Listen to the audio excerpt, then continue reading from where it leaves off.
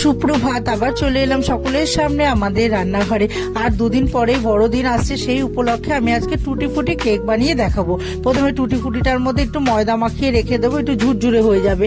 এবার একটা বাটির মধ্যে আমি 2টো ডিম ফাটিয়ে দেব, আর পরিমাপটা দেব হচ্ছে 1/2 কাপ দুধ, 1/2 কাপ সাদা তেল, আর 1 কাপ গুঁড়ো চিনি, আর 1.5 কাপ ময়দা দিয়ে ভালো করে ওটাকে ব্লেন্ড করব।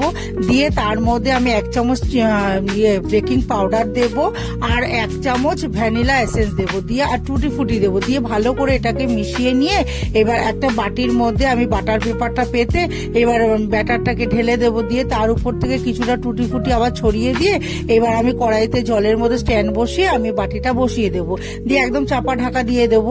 দিয়ে 40 মিনিট প্রায় হওয়ার পর আমি একটা কাঠি দিয়ে দেখে নেবো যে কাঠির গায়ে লাগছে কিনা। তার মানে লাগছে না, আমার কেকটা রেডি হয়ে গেছে। এবার আমি নামিয়ে সাজিয়ে পরিবেশন করব, তাহলেই তৈরি হয়ে যাবে আমার টুটি ফুটি কেক।